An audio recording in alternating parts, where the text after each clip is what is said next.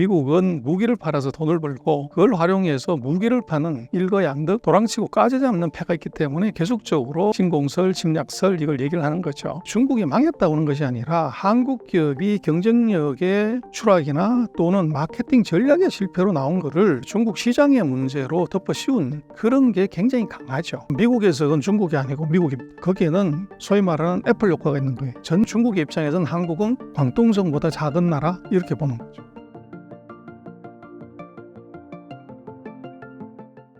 심사임당 구독자 여러분 안녕하십니까? 중국경제금융연구소의 전병서 소장입니다. 얼마 전 한중일 정상회의가 있었습니다. 어떤 배경에서 일어나게 된 회담인가요? 코로나가 한 3년 진행이 되면서 한중일의 관계가 거의 소닥쳐더보듯 하는 관계? 이제 그런 관계에서 이제 어떻게 보면 소통의 채널을 만들어 보자. 이런 이제 의도가 있었던 것 같아요. 그래서 과거 같았으면은 한중일의 관계가 굉장히 상대적으로 좋았던 시절에는 정기적으로 열렸지만 코로나는 장애도 있었지만 미국과 중국의 전쟁 이후에 한중일 다가 관계가 서로 어색해지는 그런 관계가 생겼던 것 같고요. 그래서 굉장히 오랜만에 한중일 정상이라고 하자면 약간 제 의의는 다릅니다. 한국과 일본은 정상이 맞고요. 중국은 정상이 아니라 넘버 2가 온 거죠. 그래서 제 배경을 놓고 보면은 어떻게 보면 소통 채널, 개통 이런 정도 의미를 줄 수 있을 것 같습니다. 이번 회담에서 눈여겨볼 만한 내용은 무엇이었을까요? 그래서 오랜만에 만났기 때문에 어떻게 보면 9호성 잘 지내보자 잘해보자 하는 것들이 주종이었고 실질적으로 유효한 조치는 없었던 것 같아요. 그래서 언론에 많이 보도되는 것이 한중 FTA 예를 들면 2단계 협상 시작하자 이런 게 가장 큰 이슈였는데 그 안에 보면은 이제 문화라든지 관광이라든지 법률이라든지 이런 부분에서 이제 추가적인 논의를 하자. 그래서 한국에서는 더 관련된 주도도 움직이고 그랬지만 다시 제자리로 돌아왔어요. 그래서 제가 중국 측의 국무원, 우리 같은 행정부나 외교부 사이트를 5월 26, 27, 28을 한번 쭉 체크를 해봤는데 한중 FTA 2단계 이런 얘기가 별로 없어요. 그래서 그 얘기는 어떻게 보면은 오랜만에 정상들이 만나서 하는 의제 중에 하나였지 그걸 바로 실행한다 이런 것들은 아니었던 것 같아요. 그래서 앞으로 이런 걸 그냥 논의해보자 하는 정도. 그래서 크게 의미 있는 제 회담이다 이렇게 보기는 어려웠을 것 같아요.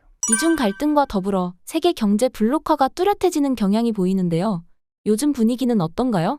그래서 이제 북중러가 같이 모이고 한미일이 같이 모이는 그런 구도가 다시 형성이 되고 있죠. 그래서 그것은 미국과 중국의 갈등이 더 첨예하게 대치하면서 나타나는 현상이고 또 거기에 한반도 같은 경우는 이제 남북이 서로 갈라져서 한쪽씩 발을 담그고 있기 때문에 어쩔 수 없는 이제 상황에 끌려가는 거죠. 그리고 이제 그것은 어떻게 보면 바이든 정부 들어서면서 소위 말하는 가치 외교 동맹의 기준을 이 민주주의라는 가치를 같이 하는 사람이 친구다. 이제 이렇게 하면서 이게 확실한 편가르기를 한 거죠. 그래서 줄을 서라. 거기에 맞불을 놓는 것이 중국인데 중국도 마찬가지로 예를 들면 1대1로 정상회담을 한다든지 이런 식의 공산주의 국가끼리 하는 북중러 회담이라든지 이런 것들을 서로 어떻게 보면 새싸움 이런 느낌이 조금 강합니다. 라이칭더 취임 후 중국이 대만 포위 훈련을 펼쳤는데요. 어떤 상황인가요?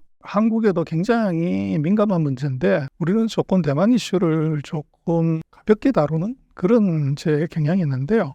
대만 문제는 한국 문제입니다. 지금 역대로 나왔을 때 패권국 강국의 조건은 예전 같으면 이제 대륙을 점령하는 기병들이 말을 타고서 어떻게 보면 군사력을 장악하는 건데 지중해 시대 이후에는 해상권, 바다를 누가 장악하냐가 이게 굉장히 중요한 어떻게 보면 군사력의 조건이었고 지금 21세기에도 해상 물동량이 전체 물동량의 90% 이상을 차지하기 때문에 제해권, 바다를 누가 통제하냐가 이게 실제적인 패권이죠. 그래서 전 세계 세굴이 누가 세냐 그러면 과거에는 포르투갈, 네덜란드, 영국이었지만 지금 미국이죠.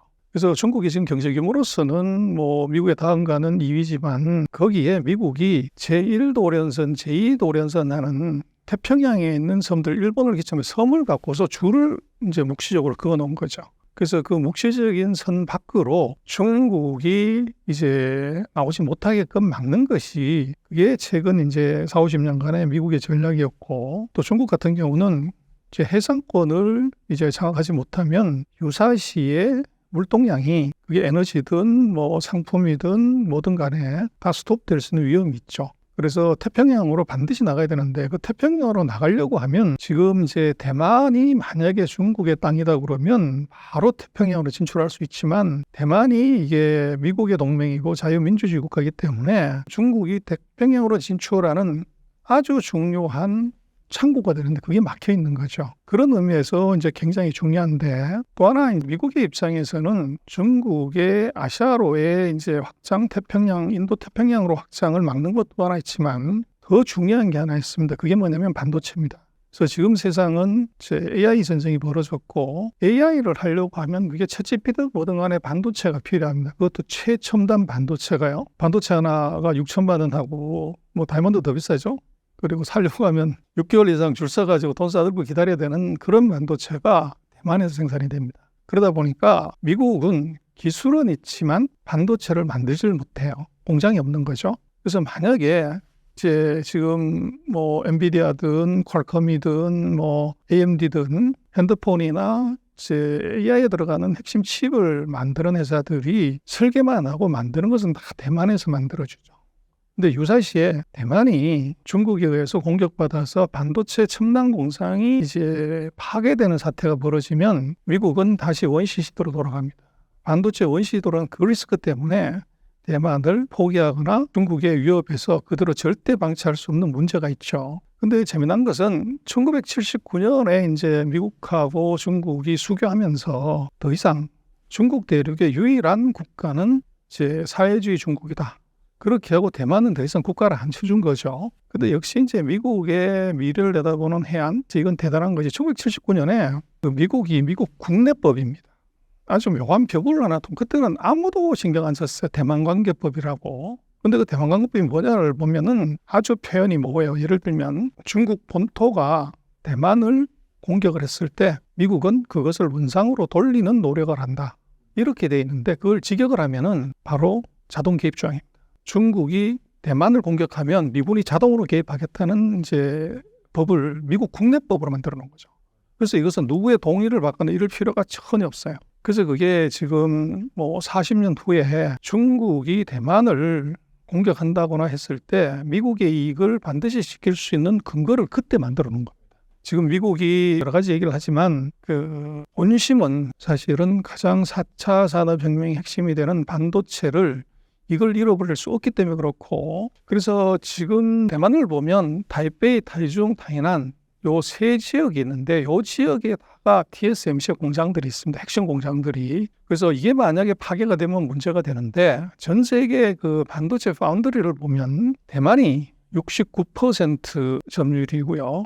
우리 한국이 한 11%입니다. 그래서 우리가 삼성이 뭐 파운드리 잘한다 하지만 대만에 한 7분의 1? 요 정도밖에 안 되는 2등이고 뭐 중국도 하고는 있지만 이제 뭐 아주 미미하죠. 그래서 대만이 첨단 반도체의 제조 이걸 거의 사실은 독점하다시피 하고 있는 거죠. 그래서 대만은 총으로 나라를 지키는 방패를 삼는 것이 아니라 반도체 공장으로 삼는 거죠. 그래서 미국 같은 경우는 이제 요즘 많이 얘기하는 HBM, AI에 들어가는 메모리고 하이닉스가 잘하고 있지만 미국도 마이크론 테크놀로지라고 하는 회사가 메모리를 합니다. 그리고 HBM도 지금 시작을 했고요. 근데 문제는 마이크론의 최첨단 라인의 60%가 대만에 있습니다. 그래서 대만이 부셔지는 순간에 마이크론이 부셔지는 것이고 그 얘기는 미국의 메모리 시장, 메모리 기업들, 메모리 산업도 같이 무너지는 겁니다.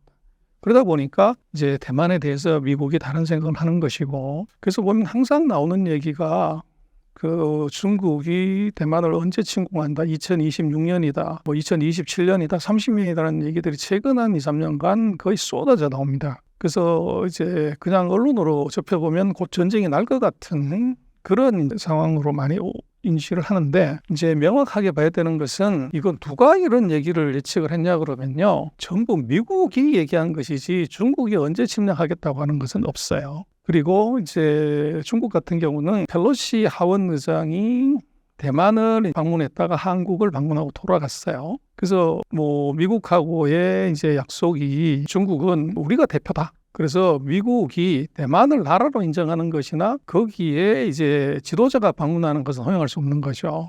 근데 탑3 안에 들어가는 미국의 거물 정치인이 처음으로 대만을 방문하자 난리가 난 겁니다. 그래서 이제 미국의 방문에 대해서 이제 물론 쇼지만 중국의 우리로 얘기하면 극우파들이죠. 그래서 우리 영공에 들어오는 펠로시의 비행기를 격추시켜야 된다. 근데 미국은 콧방귀도 안 끼고 이제 대만에 가서 차잉원하고 회담하고 그 다음날 우리 한국으로 비행기 타고 왔죠. 근데 재미난 것은 이제 차잉원하고 회담하고 펠로시 떠난 대만에 실사격 군사 훈련을 합니다. 6군데의 이제 실사격 포를 미사일을 날리는 거죠. 그래서 우리로 쳤을 때 예를 들면 그 개성이나 평양에서 우리 남쪽 지역의 한반도를 가로질러 제주도 앞바다에다가 포를 쏘는 겁니다. 그래서 이게 이제 이것도 6군데를 다 일으키기 때문에 대만 사람들이 느끼는 전쟁의 공포는 이제 거의 정말로 가상 체험이 아니라 실생활하는 이런 이제 상황까지 사실은 벌어지게 된 거죠. 중국은 왜 대만을 계속 차지하려고 하며 정말 침공할 수도 있을까요? 그래서 이제 그게 중국의 입장을 생각하지 않고서 대만에서 전쟁 난다, 침략한다 이렇게 얘기하는 것인데 전쟁에 보면 이런 말이 있죠. 전쟁에 승리하려면 공격하는 놈이 수비하는 놈의 3배 군사를 얘기해야 됩니다. 그래서 중국에 대한 이제 어떻게 보면 대만 침공설은 그게 미국이 얘기하는 그냥 스토리텔링이지 팩트일 가능성이 거의 없다고 보여지는 것은 지금 경제력으로 보면 중국이 미국이 한 70% 정도 수준이지만 군사력은 한 30% 많이 잡아도 50%가 안 됩니다. 그럼 붙었다 그러면 그건 백전백패죠. 그래서 지금 이제 중국으로서는 대만을 공격한다는 것은 미국과 바로 이제 전쟁을 의미하고 그것은 필패의 운명으로 가게 되죠. 근데 중국은 손자병법을 공부합니다. 다 리더들이. 그래서 지는 싸움 하지 말라고 돼 있죠.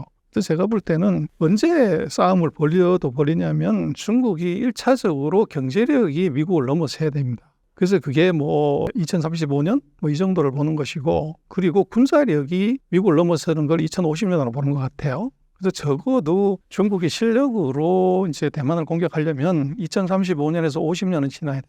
이제 그렇게 봐야 되고 그 사이에 얘기하는 것들은 이제 얘기하는 사람들의 의도가 숨어 있죠. 그래서 그게 뭐냐 그러면 왼쪽에 있는 게 양완 위험 지수라는 겁니다. 대만하고 중국 본토하고 긴장 관계가 어떠냐를 홍콩에 있는 이제 조사기관이 조사를 하는데 1950년 이제 장개석이 본토에서 이제 후퇴해서 왔을 때 전쟁 상태일 때 6.73이에요. 근데 2022년, 23년에 요게 7.45까지 최악으로 이제 갑니다. 그래서 그 이유는 이제 6군데 실사격 미사일을 쏘니까 전쟁 바로 직전이라고 본 거죠. 근데 이게 이제 재미난 것은 요 양안 위험 지수하고 미국은 공포를 느낀 대만에 무기를 팔아먹습니다. 그러다 보니까 지금까지 미국이 대만에 판 무기가 907억 달러 정도 됩니다.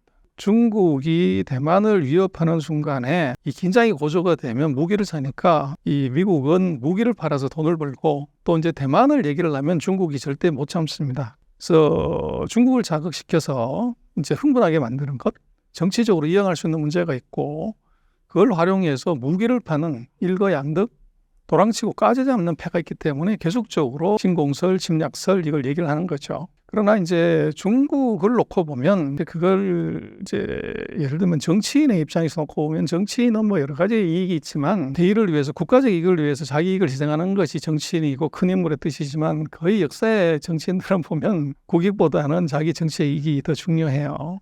근데 생각을 해보면 대만이 통일되는 것이 중국의 지금 지도자의 입장에서 이익인가? 이렇게 생각을 해보면 그게 답이 있어요. 지금 경제적인 규모 또 군사적인 규모에서 절대적으로 약한데 어설프게 공격했다가 망할 수 있는 위험을 질 필요가 있냐. 그게 첫 번째고 두 번째는 미국과 계속적인 긴장관계를 유지를 하게 되면 강한 리더십을 가진 리더 이 리더의 정당성이 더 강화가 되죠. 그래서 지금 있는 중국의 지도자 같은 경우는 강성의 지도자의 이미지를 보여주는 데 있어서 대만과의 갈등을 계속 그대로 유지하는 것이 정치적 이익에 절대적으로 부합을 합니다. 그리고 세 번째로 보면 바로 반도체인데 지금 중국하고 미국이 다른 모든 분야에서는 사실은 비슷한데 반도체에서만 이제 격차가 나죠. 근데 그것도 미국도 반도체를 못 만들고 중국도 반도체를 못 만드는데 그 사이에 있는 대만이 만들어주는데 만약에 중국이 대만을 전쟁을 하지 않고 대만을 먹었다. 이러면 4차 산업혁명에서 바로 미국을 추월해버릴 수 있는 그런 기가 막힌 카드가 되는데 그걸 때려 부셔야 될 이유가 있냐? 황금말을 낳는 거위를 살살 구슬려서 우리 마당으로 갖고 들어오는 전략 이게 중국의 사실은 속내일 수 있어요. 그래서 그러다 보니까 대만에 대한 중국의 공격설은 상당히 이제 저간의 상황을 짚어보면 이것이 합리적이지 않다. 그리고 상당히 이제 특정 국가의 이익이 개입된 썰이다 이렇게 볼 수가 있고, 그러나 중요한 것은 한국입니다. 만약이라는 것이 없지만 만약에 이제 전쟁이 벌어진다 대만에서, 그랬을 때 전쟁 시나리오를 보면 일주일 이렇게 얘기를 하지만 그 거리가 200km밖에 되지 않아요. 그래서 미사일을 쏘든 드론을 갖다 퍼붓든 그거 제가 볼 때는 일주일이 아니라 하루 안에 끝날 수 있습니다. 근데 문제는 이번에 아마 28 전쟁이나 이란하고 이스라엘하고 전쟁도 마찬가지지만 직접 서로 맞서가지고 총질하는 경우가 거의 없고요. 드론으로 비행기로 미사일로 폭격하죠. 그러나 지금 28 전쟁도 저렇게 길게 끄는 이유는 결국은 육군이 가가지고 깃대를 꽂아야 진정한 승리가 돼요. 근데 그렇다고 그러면 아마 중국도 그렇고 이제 폭격은 해가지고 주요 시설을 파괴할 수는 있지만 그걸 완전히 전쟁에 승리하려면 육군이 들어가서 깃대를 꽂아야 돼요. 점령을 해야 되는데 문제는 이제 그걸 막으려면 미국에서 본토에서 군인들이 비행기로 배로 와야죠. 그러면 시간이 오래 걸린다고요. 근데 중국은 200km니까 바로 건너올 수 있기 때문에 이걸 막으려고 하면 가장 가까운 지역에 있는 미군들이 이제 먼저 가는 것이 중요해요. 근데 그것은 공군이나 해군이 아니라 육군이 가야 됩니다. 근데 지금 전 세계 미군 이제 주둔군이 16만 5천 명인데 그 중에서 인도태평양 사령부에 이제 5만 2천 명이 있는데 이게 일본이고, 그다음에 한국이 2만 8천 명이 있는데 지금 일본에 있는 것은 해군하고 해병대지 육군은 2,400명밖에 안 돼요. 근데 한국 같은 경우는 육군이 2만 8천 명으로 이제 2만 명이 넘죠. 그러면 한국에서 육군이 가는 것이 가장 이제 효율적입니다. 근데 비행기 타고 대만까지 한 3시간? 이러면 3시간 반, 4시간이면 가기 때문에 지금 만약에 유사시에 이제 한반도에서 미군이 이걸 지원하게 될 가능성이 대단히 높죠. 그렇게 되면 중국 입장에서는 미군이 개입하지 않아야 전쟁에서 승리할 수 있는데, 그럼 미군을 못 오게 하려면 어떻게 하면 되냐? 그러면 이제 두 가지 방법이죠. 하나는 북한에 이제 김정은을 자극해서 남쪽으로 뭔가 군사적인 액션을 하게 되면 이제 주한미군이 이동하기 어렵고, 그것도 안 되면 직접적으로 중국이 한반도에 있는 미군을 공격할 수 있는 그런 가능성도 사실은 배제할 수 없단 말이에요. 그렇게 되면 대만에서의 전쟁 발발은 저간의 사정으로 놓고 보면 이 한국도 굉장히 밀접한 상관성이 있다. 그리고 만약에 TSMC의 첨단 파운드리 공장이 이제 파괴가 됐다고 하면 그 다음번에 대안은 뭐냐면 한국의 삼성전자의 파운드리 라인입니다. 그럼 이것이 있으면 미국은 여전히 첨단 반도체를 만들 수가 있죠.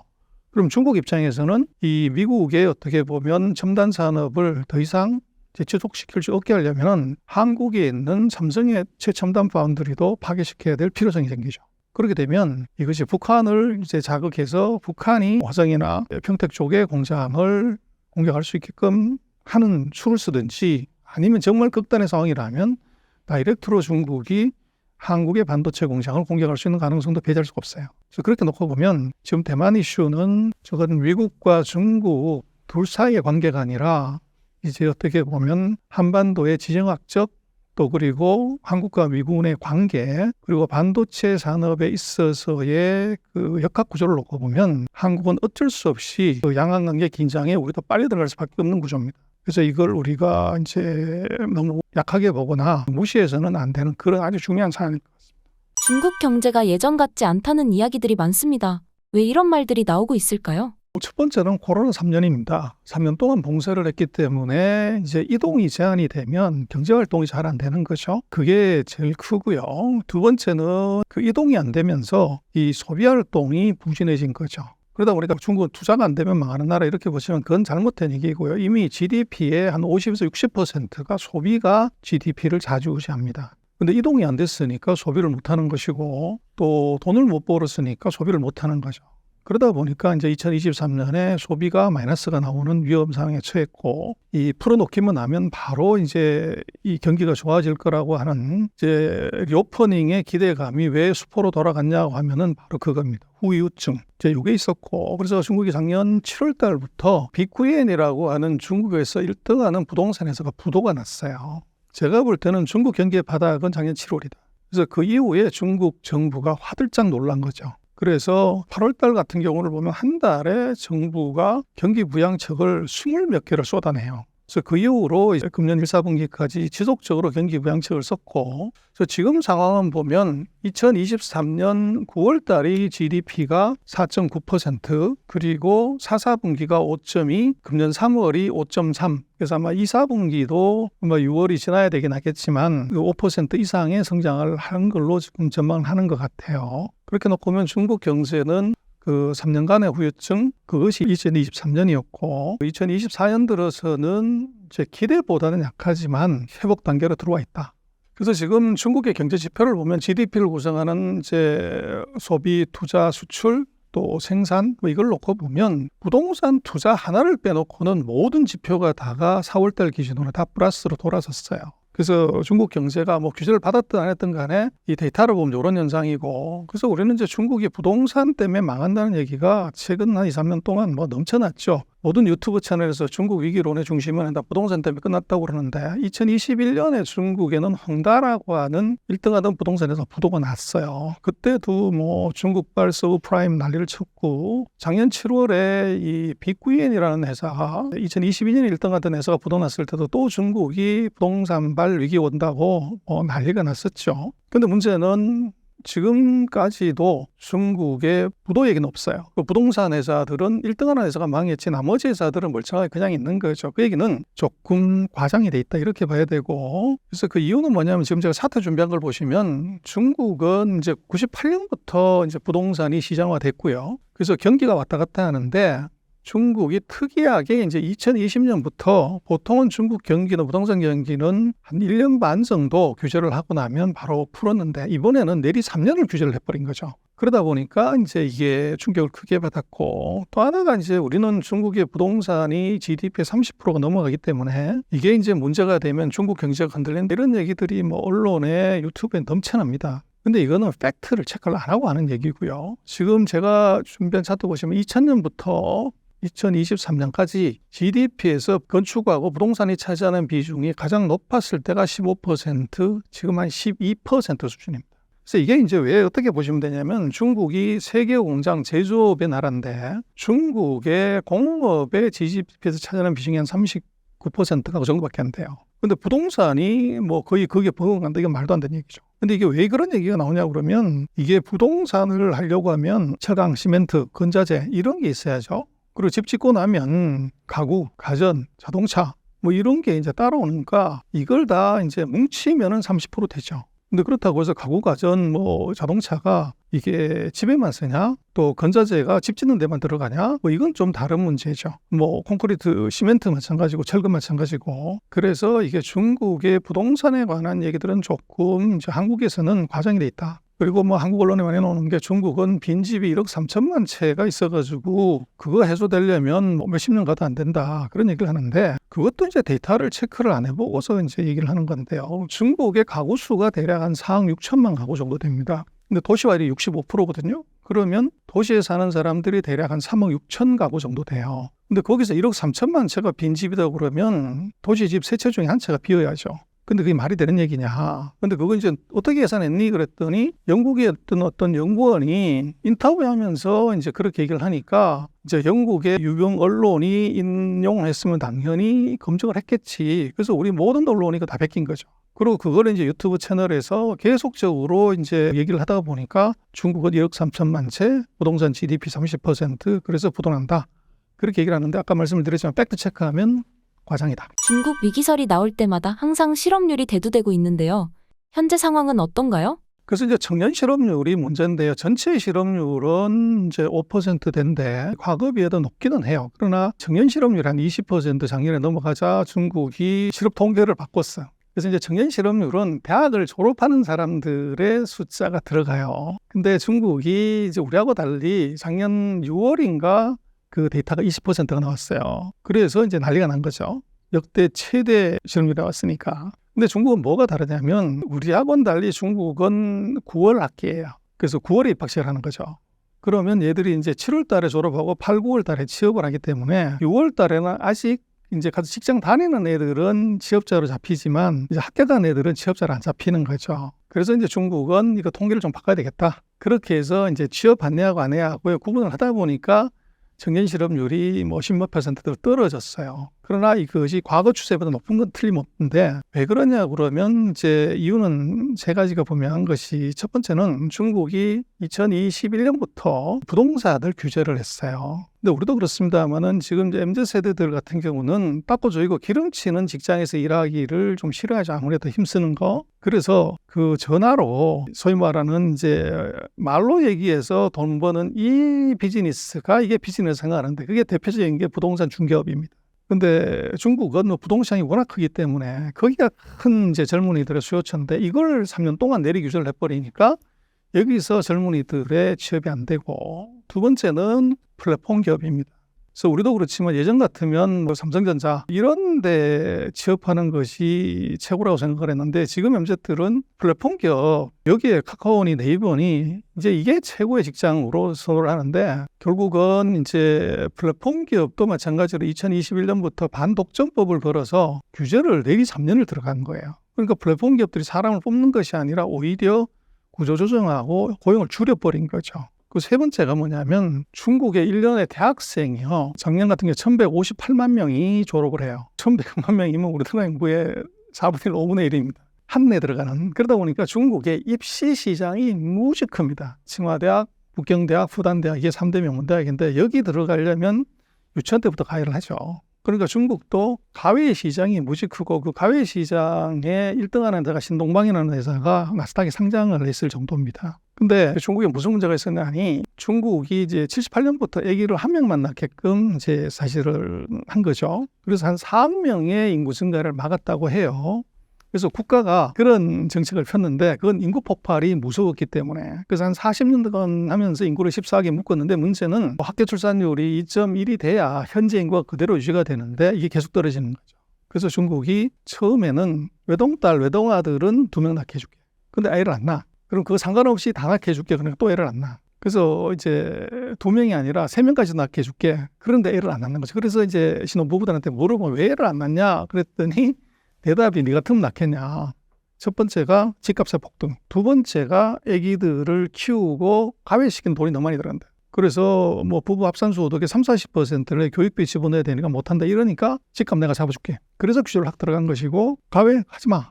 그래서 하루아침에 모든 가외하는 회사들을 다 문 닫게 만들었어요. 우리도 그렇지만 뭐 대치동이나 강남의 사거리가 그렇게 한 이유 중에 하나는 한국의 사교육업체 대표 기업들이 다 거기 있잖아요. 거기에서 이제 예를 들면 뭐 한국의 대표적인 사교육업체 같은 경우는 학생 수가 아마 3-4천 명 넘을 겁니다. 그러면 엔간한 대학 수준이죠 뭐. 근데 중국은 거기다 곱하기 28을 해야 되니까 인구수로 보면. 그래서 엄청난 인력들이 소위 말하는 교육업에 종사를 하게 되는데 그거 세 가지로 규제해버리니까 젊은이들이 취직할 수 있는 것들이 대폭적으로 줄어든 것이 한 이유가 있어요.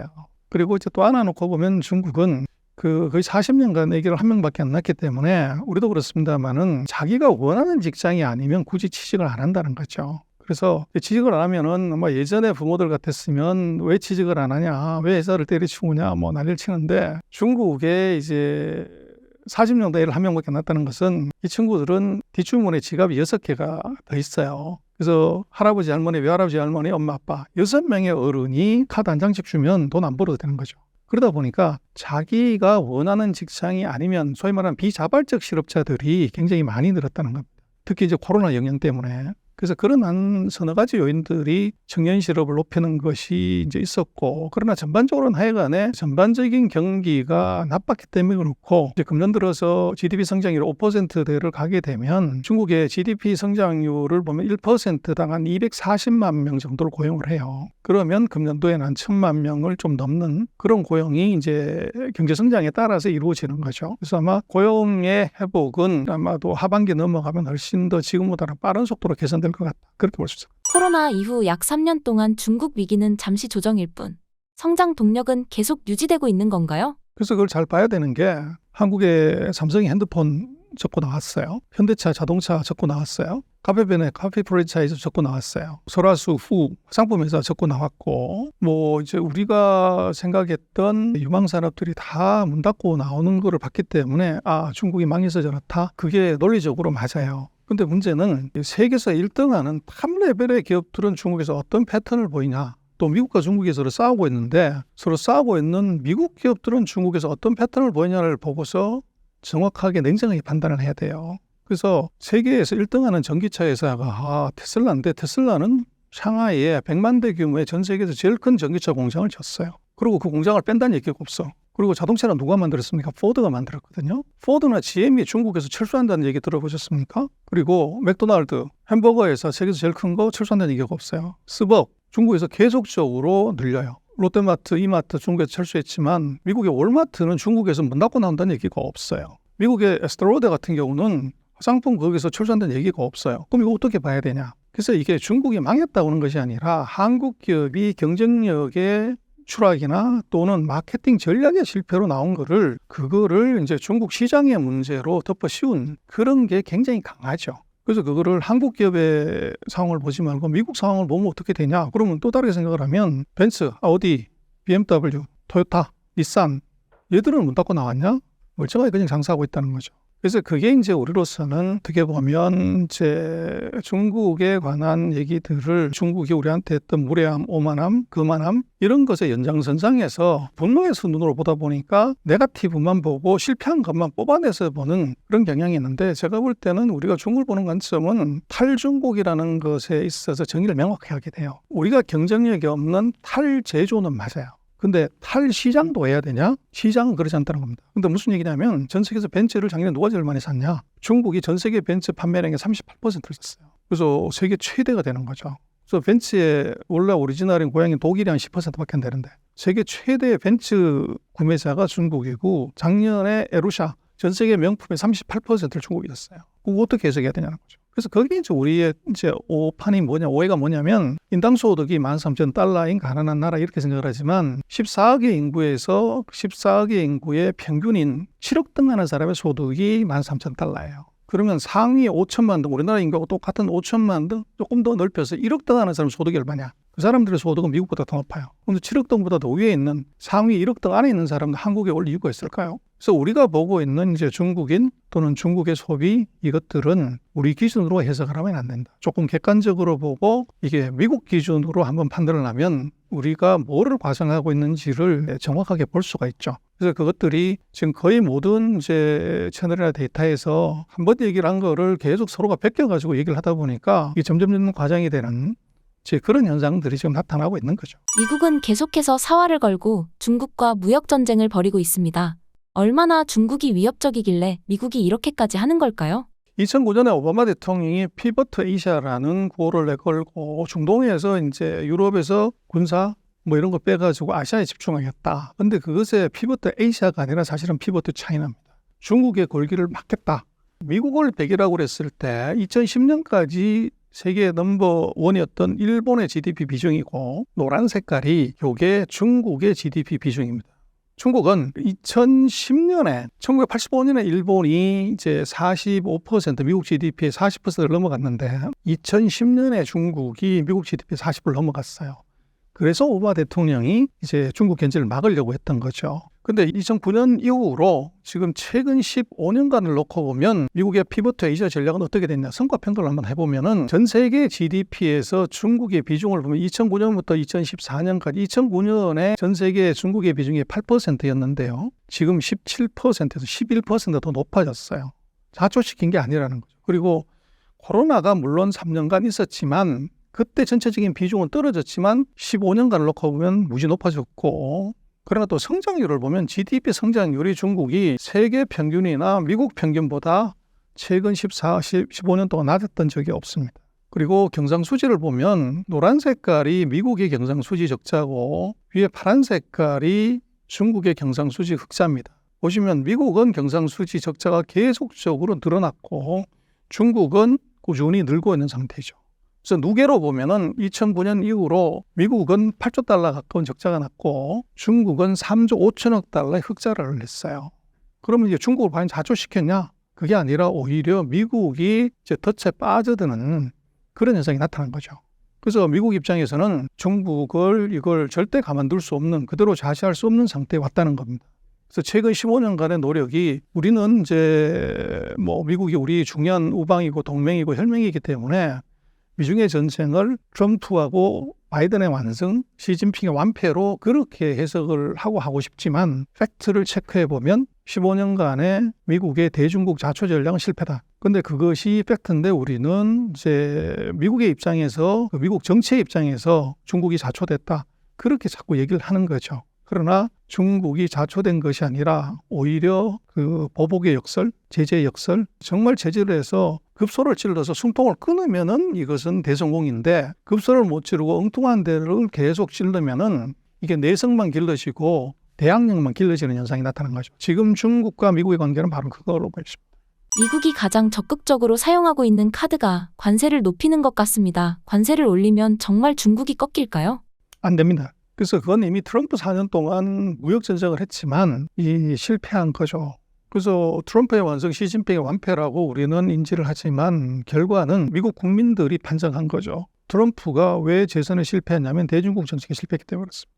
근데 이번에 이제 바이든 대통령이 최근에 보면은 말씀하신 전기차에 25% 보호관세를 100% 때린다. 태양전지 50%, 반도체 50% 이렇게 얘기를 해요. 근데 이게 이제 왜 뻥카를 쓴 거로 보여지는데, 이유가 뭐냐면 그 배경을 놓고 보면 이렇습니다. 지금 보시는 차트가 바로 이제 바이든하고 트럼프 대통령의 지지율입니다. 보시면 작년 9월 달 이후로 바이든 대통령의 지지율이 트럼프보다 높았던 적이 없어요. 그래서 빨간색이 트럼프고 파란색이 바이든 대통령이. 그래서 바이든으로서는 재선을 해야 되는데 이게 굉장히 초조한 거죠. 그래서 금년 4월 달에 바이든이 철강의 보복 관세 얘기를 했었어요. 그리고 이번에 이제 트럼프가 유죄 판결을 받으면서 트럼프 바이든의 지지율이 1% 안쪽으로 쭉 줄어들었다고. 여기서 기선을 잡아야 되는데, 이렇게 하려면 이제 바이든 입장에서는 트럼프의 표를 뺏어오는 게 중요하죠.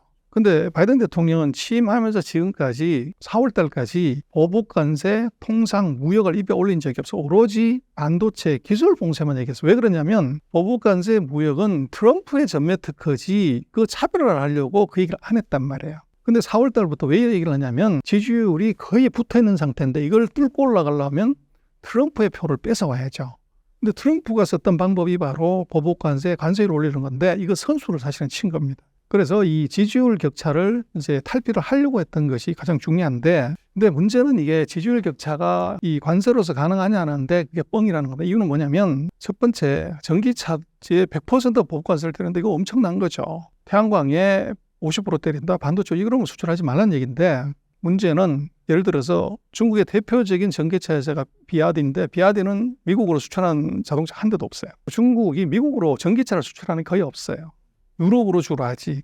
근데 수출도 안 하는 데다가 100% 때리는 것이 무슨 소용이 있냐. 그게 바로 뻥이라는 거고, 지금 태양광 같은 경우는 모든 서플라이 체인에 원재료부터 시작해가지고 모듈까지를 80에서 90%를 중국이 장악하고 있어요. 거기서 보복관세 50% 때리면 미국이 그걸 국산화하거나 다른 데서 대체제를 찾으면 좋은데 못 찾으면 보복관세 올린 만큼을 미국이 비싼 값에 사야 돼요. 그러니까 이것도 이제 실효성이 떨어지고, 그다음에 이제 반도체를 제재를 해버리면 이건 진짜 큰 이슈죠. 근데 문제는 시행일을 놓고 보면 적용 시점, 제가 준비한 오른쪽 차트를 보시면 반도체를 2025년에 하겠다는 얘기예요. 그러면 2025년, 배터리는 2026년, 그러면 대통령 선거 끝나고 금년 11월 2024년에 끝나고 나서 하겠다는 얘기인데, 이것은 누가 대통령이 될지 모르잖아요. 그래서 이것은 소위 말하는 표심 잡기지 중국을 실제적으로 제 목을 졸라서 그 항복을 받아낼 수 있는 수단은 아니다. 즉 그렇게 판정할 수 있죠. 지금 이제 언론에서는 이 보복관세 문제를 굉장히 높게 많이 쓰고 이것 때문에 큰일 난 것처럼 하지만, 그것도 답은 누구한테서 찾으면 되냐면 돈한테 물어보면 돼요.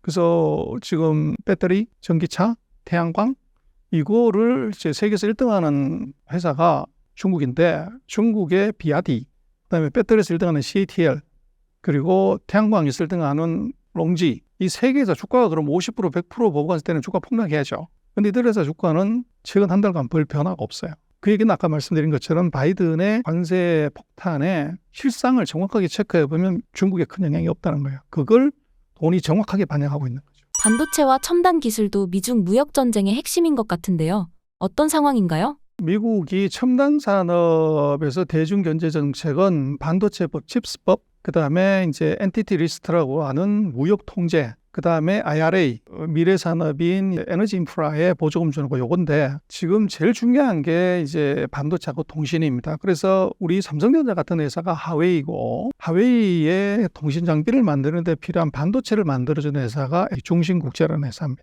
요 두 개의 회사한테는 장비도 팔면 안 되고 기술도 팔면 안 되고 AS 대주면 안 된다. 요게 미국의 규제예요. 근데 만약에 우리나라가 이런 규제를 받았다 그러면 그 회사 바로 문 닫아야죠.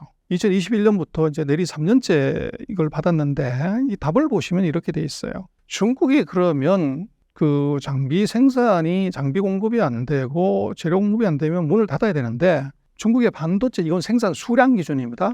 보시면은 이게 2022년, 23년에 마이너스가 나와요. 근데 이게 2024년부터는 다시 플러스로 돌아서기 시작합니다. 그래서 이게 제재 효과가 별로 없다는 거죠. 그러면 장비도 막았고 기술도 막았고 이러면 생산을 못 해야 되는데 일시적인 충격 이후에 다시 간다는 건 중국이 국산을 일부분 했거나 그것을 커버할 수 있는 어떤 이제 내용이 있다는 겁니다. 그리고 이제 중국의 대표적인 반도체 회사가 SMIC인데 2020년에 제재를 받아서 2021년부터 이제 본격적인 엔티티 리스트에 들어가가지고 이 회사하고는 거래하면 안 된다 이렇게 되는데 매출액이 계속적으로 늘어 줄지를 않아요. 그리고 쇼킹한 것은 금년 1, 4분기에 전 세계 반도체 파운드리 1등은 TSMC, 2등이 삼성전자인데 3등으로 SMIC가 올라왔어요. 대만 업체들 다 제키고. 그래서 제재를 했는데 어떻게 이게 10등 밖으로 추락을 해야 되는 그게 아니고 3등으로 올라왔단 말이에요. 그럼 미국의 제재가 성공했냐? 거긴 답은 여기 있죠. 그 다음에 이제 하웨이를 제재를 했는데 하웨이가 2020년에 제재받아서 21년, 22년에 매출도 줄고 이익도 줄었는데 2023년에 매출이 증가세로 돌아섰고 이익도 과거 수준보다는 좀 못하지만 과거의 최전성기 한 80%까지 올라왔어요. 그리고 하웨이는 놀랍게도 전 세계 5G 통신망에 1등하는 회사입니다. 그래서 미국이 이제 하웨이를 제재했던 것은 바로 그것 때문에 그렇죠. 그래서 2020년에 세계 통신 장비 점유율을 보면 하웨이가 31%였는데 제재 받아가지고 이게 추락을 해서 28%까지 떨어졌다가 작년에 30% 다시 올라왔어요. 중국 전체 국가로 보더라도 41%에서 39% 떨어졌다가 다시 41% 올라갔다. 공세를 했는데 효과가 없었다는 거죠. 그래서 그렇게 놓고 보면 중국에 대한 미국의 이 제재는 뭔가 구멍이 있다. 제 데이터를 체크해 보면 바로 그렇게 나오는 거예요. 미국은 진심으로 중국을 제재하고 있는 것 같지만 잘 통하지 않는 것 같습니다. 제대로 된 해결책을 못 찾은 것일까요? 내부적인 어떤 사정으로 잘 못하는 것일까요? 그래서 미국에서 그건 중국이 아니고 미국입니다. 그래서 거기에는 소위 말하는 애플 효과가 있는 거예요. 애플은 뭐 스마트폰부터 해서 아이폰, 아이패드 90%를 여전히 중국에서 만듭니다. 그래서 뭐 인도로 다 옮겼다 그러는데 그건 엉터리고요. 여전히 90%를 인도가 아니라 중국에서 만드는 이유는 아주 심플해요. 2006년 이후에 최근 한 20여 년간 전 세계에서 스마트폰, 노트북의 가장 완벽한 생태계가 만들어진 데가 중국입니다. 그래서 공장은 그리로 옮길 수 있지만 거기는 부품, 소재 이런 것들도 다 따라가야만이 이게 되는데 20년 동안 구축된 그 생태계를 1년, 2년 만에 옮길 수가 없어요. 옮기는 순간에 삼성한테 치는 거죠. 그래서 애플의 이 탈출이 안 되는 이유는 생태계 때문에 그렇고 그리고 이제 만약에 반도체를 규제할 때 좋은 것은 중국으로 들어가는 반도체 다 스톱시켜? 그럼 중국 끝나죠. 근데 문제는 전 세계 노트북, 핸드폰, 디지털 TV의 60에서 90%를 중국이 OEM 해줍니다. 특히 애플 같은 경우는 만약에 중국으로 들어가는 반도체를 스톱시키면 중국은 바로 죽일 수 있지만 그 전에 먼저 애플의 주가가 대폭락을 해버린다는 거죠. 핸드폰 매출액의 90%가 날아갈 수 있다는 거예요. 그럼 나스닥이 무너졌을 때 미국 정부가 그걸 견딜 수가 있냐. 미국 가계의 소득을 보면 금융소득이 7, 80%가 되는데 주가가 떨어지는 순간에 가계소득의 대폭적인 감소가 나오고 이게 바로 표로 바로 작용하는. 그래서 그럼 우리는 중국에 설비 투자하지 마, 증설하지 마 그러는데 왜 미국은 애플이 공장 계속 늘리는 거, 일론 머스크가 테슬라 공장 계속 늘리는 거 왜 안 막냐. 그게 바로 미국 내부적인 이해관계가 달려서 그렇고 또 반도체도 보면 장비 저것도 아무것도 공급하지 마. 그러면 간단하게 끝나는데 14나노 이하의 첨단 장비만 공급하시면 나머지 그냥 파세요. 이게 있단 말이야. 그 이유는 결국은 이제 미국의 반도체 장비 회사들의 매출이 30-40%가 중국으로 가고 있고 중국을 완전히 문 닫았을 때 이제 미국 기업들의 매출액이 30-40% 떨어지는 그 효과가 있는 거죠. 그걸 한 방에 감내할 수가 없다는 겁니다. 그래서 이제 삼의 영역이 서로 겹치게 되면 그게 서로가 엮이기 때문에 상대를 찌르는 칼이 결국은 자기한테도 부메랑으로 돌아오는 이제 이 생태계의 어떻게 보면 보복이죠. 그게 지금 있기 때문에 미국이 이 단칼에 이제 중국을 이제 잡아들이지 못하는 이유는 바로 거기에 있습니다. 미중 갈등이라는 큰 싸움은 결국 어떻게 될 것으로 보고 계시나요? 미국은 디커플링하다 디리스킹 한다고 그러는데 중국의 생각은 이건 앞으로 디포싱 할 거다. 앞으로 무역에서 대미 수출은 빵이 될 거다. 이렇게 생각하는 겁니다. 그래서 미국 이외 지역으로 이걸 높이는 거고, 두 번째는 지금 모든 첨단 기술은 다 그 출생지가 미국입니다. 실리콘밸리죠. 근데 지금 중국의 생각은 앞으로 미국은 어떤 경우에도 중국으로 첨단 기술을 주지 않기 때문에 US take free. 미국의 기술에 하나 더 들어가지 않는 기술을 만들겠다. 이렇게 생각을 하는 것이고, 그래서 중국이 최근에 보면 달에 올라가요. 그래서 세상은 세 종류의 나라가 있는 것 같아요. 첫 번째는 달 보고 기도하는 나라가 있고, 두 번째는 달에 올라가는 나라가 있고, 세 번째는 달 뒷면에 가고 닭에 흙을 퍼오는 나라가 있어요. 근데 지금 중국은 그 세 번째에 해당이 돼요. 그래서 우주에 대해서 이제 그 야망을 갖고 있는데, 왜 달이고 중국은 화성을 갔다 왔어요. 그래서 우리는 중국이 뭐 14억에 가난한 뭐 사람들 거지들이 뭘 해, 이런 이제 시각도 갖고 있고, 뭐 우리 자동차나 핸드폰 그 기술 베껴가는 짝퉁의 나라 이렇게 생각을 하지만, 핸드폰 갖고서 핸드폰 만드는 기술 갖고 항공만 만들 수 있습니까? 달에 올라갈 수 있냐는 거예요. 자동차 만드는 실력 갖고서 화성에 갔다 올 수가 있냐고. 그러면 이 화성에 가고 달에 가는 기술을 누가 줬을까요? 미국이? 일본이? 우리 한국이? 그래서 중국의 기술 수준을 낮게 보면 안 되고, 그럼 왜 중국은 이 우주에다가 그렇게 난리를 치냐? 미국도 아직 이제 뭐 예전에 앞으로 올라갔는데 안 올라갔는데, 이유는 결국은 아까 말씀을 드렸지만 대륙의 시대가 아니라 해양의 시대면 해상을 장악하는 해상 장악권이 국력이에요. 근데 비행기가 날고 이러면서는 제공권, 하늘을 장악하는 것이 이게 지금 군사력이고 진짜 힘입니다. 근데 중국은 아까 말씀드린 것처럼 해양으로 나가는 것이, 태평양 인도에 나가는 것이 지금 막혀 있단 말이에요. 그래서 해상 장악력이 떨어지고, 그다음에 이제 항공, 비행기 측면에서도 제공권에서도 미국이 압도적으로 우위죠. 그럼 이 두 개를 뛰어넘는 방법이 뭐냐면 우주에서 이 공격하는 겁니다. 그래서 우주상에서 이 지구상으로 째밍을 걸어버리는 거죠. 그래서 전파가 통하지 않게 이렇게 들어가면 EMP 폭탄처럼 이렇게 되면은 이 비행기나 배까지도 통제할 수 있는 능력이 생기죠. 그래서 이제 우주에 대한 기술 목숨 걸고 하고 있고, AI를 위한 반도체나 슈퍼컴퓨터에 대해서도 미국이 제재를 하면 할수록 중국은 더 이제 악심 먹고 국산화하고 개발을 하려고 하죠. 그래서 앞으로 이제 놓고 보면 모든 기술은요, 시발력하고 종착력이 같았던 적이 없어요. 그래서 영국에서 개발한 전기기관이 그게 돌고 돌아서 미국까지 가가지고 이게 자동차로 탄생하듯이, 그래서 섬유, 철강, 자동차, 전자, 반도체가 다 미국에서 시작이 돼서, 또는 영국에 시작이 돼서 이게 일본 거쳐, 한국 거쳐, 대만 거쳐, 중국까지 간 거죠. 근데 지금 미국은 이런 산업기술의 국제적인 이전을 역행을 합니다. 중국까지 가 있는 반도체를 다시 미국으로 지금 돌리려고 하는 거죠. 그래서 결국은 이제 앞으로 세상은 그 일구양제, 과거에는 글로벌라이제이션, 미국 기준으로 모든 것이 통일이 됐지만, 앞으로는 미중이 저런 갈등을 하면 궁극적으로 어떻게 되냐? 아메리칸 스탠다드, 미국 기준 하나, 또 하나가 중국 기준 차이나 스탠다드. 그래서 차이나이제이션하고 아메리카나이제이션, 이 두 개로 갈라지게 되고, 그럼 사이에 낀 나라는 어떻게 하냐? 두 개를 다 스펙을 맞춰 미국에도 팔고 중국에도 팔고. 그래서 앞으로 궁극적으로 이제 어떻게 될 거냐 하는 부분은, 결국은 모든 대국을 보면 제재대국에 시작해서 무역대국으로 하고, 그 다음에 군사대국이 되고 금융대국이 됩니다. 그런데 지금 제조 무역대국은 세계 1등은 중국입니다. 지금 기술 금융은 미국이에요. 그래서 둘의 싸움은 지금 왜 자꾸 반도체 갖고 그 AI 갖고 싸우냐 그러면 이게 기술 때문에 그렇습니다. 그래서 지금 앞으로 전쟁이 어떻게 되냐 하는 건데, 결국은 무역전쟁 2018년에 했고 2021년에 기술전쟁을 했지만, 제가 볼 때는 2025년 이후에는 자원전쟁을 할 것 같아요, 미중이. 그래서 반도체 오케이, 좋아, 기술 다 했는데 반도체를 만드는 데 필요한 실리콘 웨이퍼, 거기에 들어가는 수많은 화학약품, 이거 공급 안 해버리면 장비가 있은들 기술이 있어도 못 만든다는 거죠. 그래서 이제는 공급망이 기술 공급망에서 자원 공급망으로 갈 가능성이 있고, 한 단계 더 나가면 아마도 금융제 전쟁 이렇게 가서 끝날 가능성이 높아요. 그래서 아까 보셨던 것처럼 지금 모든 대국의 끝이 제조, 무역, 기술, 금융에서 끝나게 돼 있거든요. 그래서 미국은 지금 기술이 센 거는 맞지만 제조를 못한단 말이에요. 그러나 여전히 버티는 것은 금융에서 최강이기 때문에 그렇고, 결국은 미중의 전쟁의 끝은 어디 가냐? 금융에서 결판난다. 한참 중국의 성장과 함께 좋았던 한국 경제가 중국과 같이 힘들어진 상황입니다.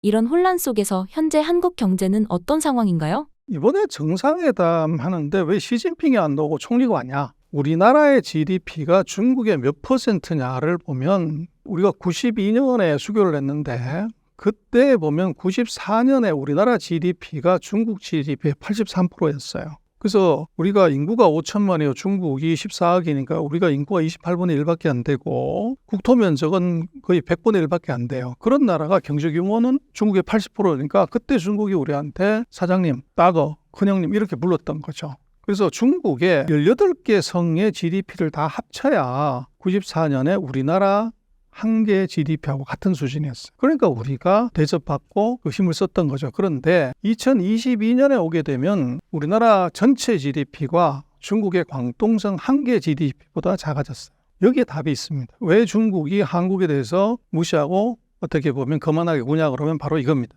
그리고 이제 시진핑이 왜 안 오냐 그러면 시진핑이 그럼 광동성회를 1년에 몇 번 가냐? 10년에 한 번 갈까 말까예요. 그래서 지금 이제 경제적인 규모로만 놓고 보면 중국의 입장에서는 한국은 광동성보다 작은 나라 이렇게 보는 거죠. 그래서 여기서 이제 우리가 한중 관계 위상을 봐야 되고 아시아에서 중국의 영향력은 점점 커서 미국을 월등히 넘어섰다는 거예요. 왼쪽 차트 보시면. 그래서 이게 이제 문제고 그래서 이제 우리 한국은 왜 중국에 대해서 밀리냐 그러는데 그게 답은요. 아까 말씀을 드렸지만 탈중국의 개념이 탈제조냐 탈시장이냐를 놓고 보면 우리가 탈중국을 할 수밖에 없었던 것은 기술 경쟁에 의해서 원가 경쟁에 의해서 밀려서 그런 거죠. 근데 그 시장은 아까 말씀드렸던 것처럼 미국의 유명 브랜드들은 하나도 빠진 게 없어요. 유럽의 명품 브랜드 빠진 게 없어요. 일본 빠진 게 없어요. 과기정통부가 2022년 기준으로 평가한 거 보면 2차 전지하고 반도체 디스플레이를 빼놓고는 우리가 중국보다 잘하는 게 없어요. 기술 수준에서. 기술 격차가 딴 거 차세대 통신, 사이버 보안, 첨단 모빌리티, 차세대 원자력, 첨단 로봇, AI, 바이오, 양자, 우주항공 여기서 다 중국이 우리보다 세다는 겁니다.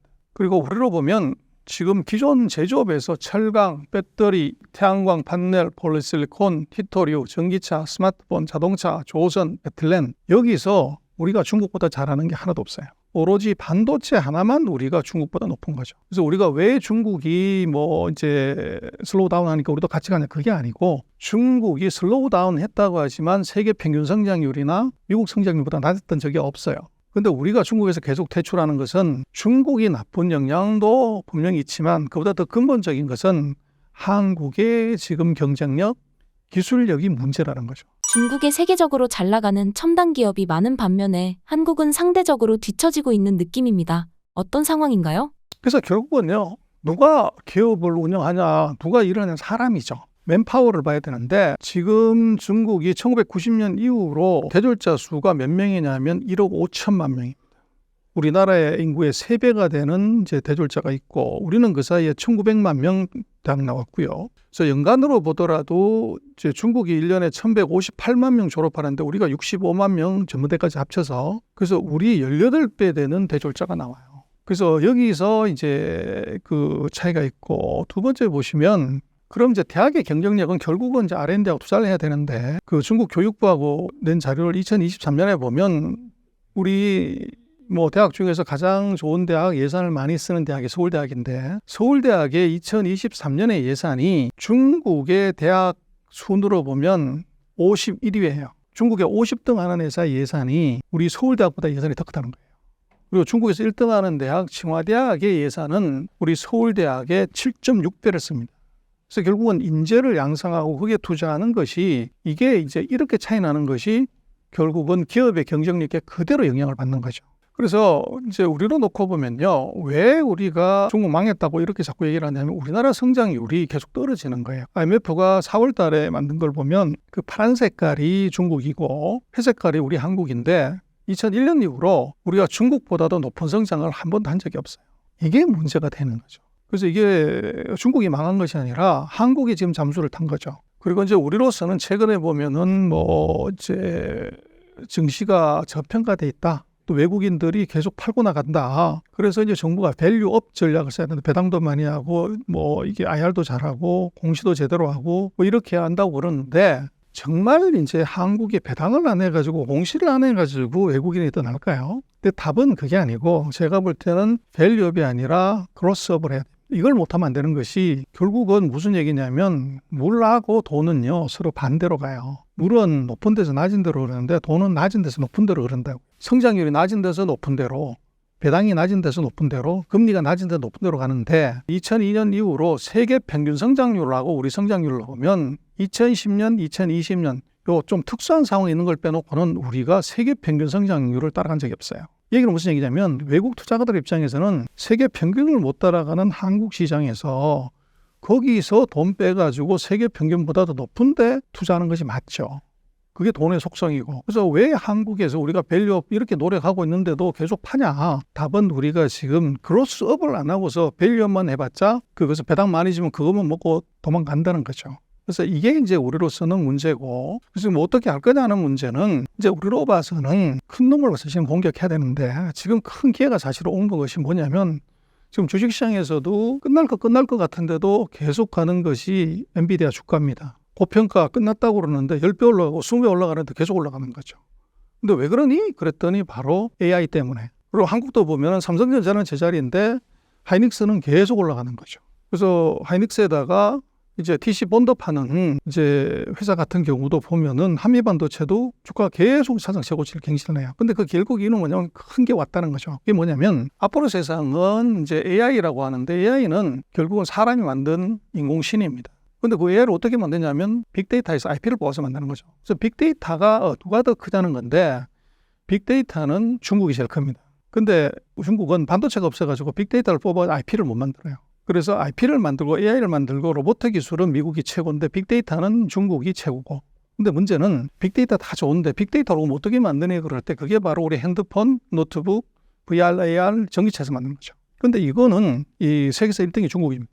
그리고 그러면 핸드폰 좋고 전기차 다 좋고 VR 다 좋은데 거기는 반도체가 없어서 아무것도 안 돼요. 반도체가 쌀입니다. 근데 반도체는 미국은 기술은 세계 최고인데 생산 공장이 없어요. 그다음에 그럼 스마트폰에서 반도체 있으면 AI를 할 것 같으면 배터리 나가면 아무것도 못해요. 근데 배터리는 미국은 배터리를 못 만들어요. 근데 배터리 세계 1등은 누구냐? 중국. 한국이 2등. 근데 핸드폰 있고 반도체 있고 배터리 있어도 안 되는 게 5G가 안 터지면 통신망이 없으면 이거 헛일이죠. 통신망의 세계 1등은 중국 1등, 유럽 2등, 한국이 3등, 미국은 5G 통신 장비를 만드는 회사가 없습니다. 그러다 보니까 지금 우리로서는 반도체 기술도 있고 반도체도 만들고 배터리도 만들고 통신 장비도 만들고 기술도 있어요. 근데 미국은 통신 장비, 배터리를 만들 수 있는 공장이 없어요. 그리고 반도체 공장은 있는데 기술은 없고. 중국은 반도체도 만들고 5G도 만들고 이게 배터리도 다 만드는데 반도체 만드는 기술이 없어. 공장은 있는데 기술이 없어. 근데 한국은 공장도 있고 기술도 있어. 그다음에 미중이 절절히 원하는데 그게 결핍된 거를 한국은 갖고 있다는 거죠. 그래서 이걸 레버리지를 걸어서 돈을 먹는 거죠. 엔비디아가 무슨 뭐 메모리 만들어가지고 그거 만들어서 돈 버는 것이지 자동차, 노트북, 핸드폰 만드는 거 아니잖아요. 그래서 잘하는 것을 이제 더 강하게 하고 잘하는 것이 그게 먹고 사는 일이고 그게 돈을 버는 일이죠. 그래서 지금 우리로서는 너무 한국의 성장률에 두나 뭐 이런 것을 비관적으로 볼 필요 없이 우리가 잘하는 것들을 집중해서 이걸 더 어떻게 더 키우냐 하는 것이 중요해요. 그리고 앞으로 자동차는 전부 전기차가 될 거란 말이에요. 그렇게 되면 거기에서 1등하면 되는 거죠. 그래서 우리가 철강, 조선, 화학 뭐 이거 다 1등을 그거는 원래 우리 게 아니잖아요. 미국에서 일본에서 왔다 우리도 받은 거 그건 물려줘야 돼요.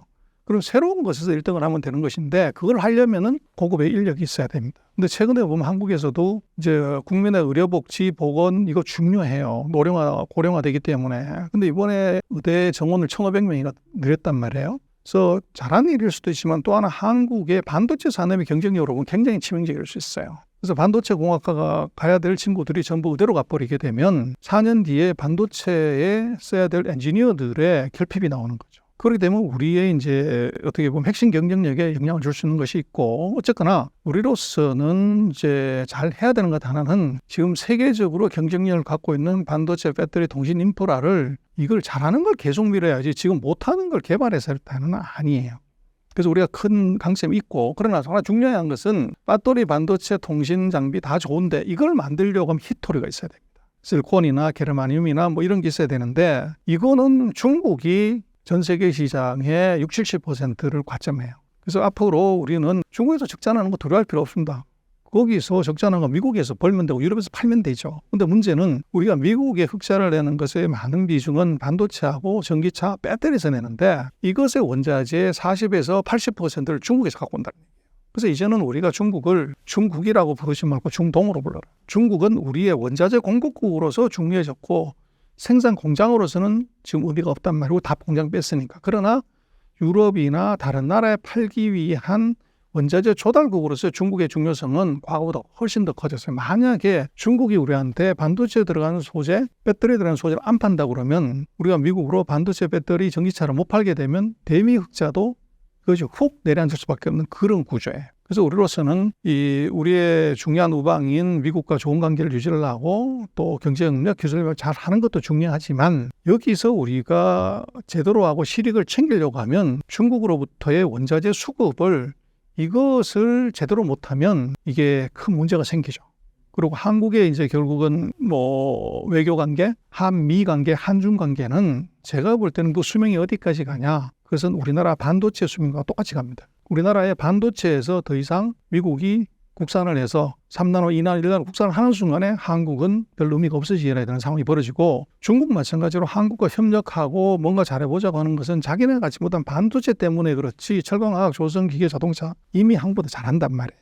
근데 문제는 거기에 하가 반도체가 들어가야 이제 되는 문제가 생기기 때문에 거기에 약하기 때문에 한국과 협력하고 뭔가를 하려고 계속 트라이를 한다는 거죠.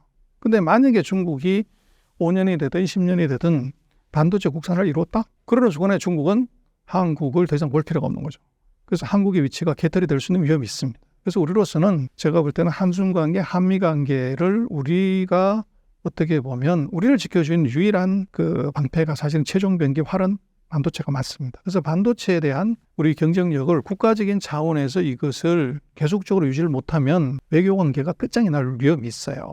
그래서 지금 미국 같은 경우가 뭐 70조를 퍼놓고 유럽도 60조 퍼놓고 중국도 60조 퍼놓는데 우리는 반도체 보조금 뭐 10조를 줄까 20조를 줄까 아직도 결정도 못했어. 근데 반도체는 타이밍이 예술이에요. 언제 투자하냐가 굉장히 중요한데 또 우리가 그렇게 지금 반도체에서 머뭇거려 가는 이유도 이것이 경제적인 이유, 국가적인 정책적인 이유가 아니라 정치권들이 여야가 서로 싸우더라고 그거를 이제 못하는 거죠. 그러나 서로가 싸워야 될 이슈가 있고 이게 정말 합심해가지고 무조건 밀어야 될 이슈가 있는데 그게 대표적인 게 지금 반도체입니다.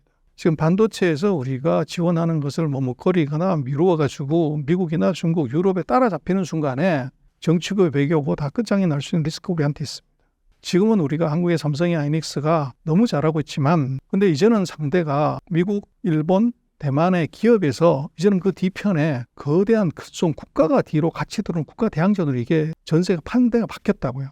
근데 그게 한국의 민영기업들이 대만 정부, 유럽 정부, 미국 정부, 일본 정부를 덮고 있는 그 기업들과 붙어서 과연 이길 수가 있냐? 그거는 굉장히 어려운 상황이죠. 그래서 우리도 여야가 싸워야 될 부분하고 싸우지 말고 큰 눈으로 세계를 보고서 한국의 갈 길을 한국의 캐시카우를 어떻게 키우냐는 부분에 있어서는 그건 빨리 합의 보고 빨리 더 세게 밀어야지 남들보다도 덜 해가지고 남들보다 더 뛰어나게 할 수 있다? 그런 거는 첨단 산업에서는 없습니다.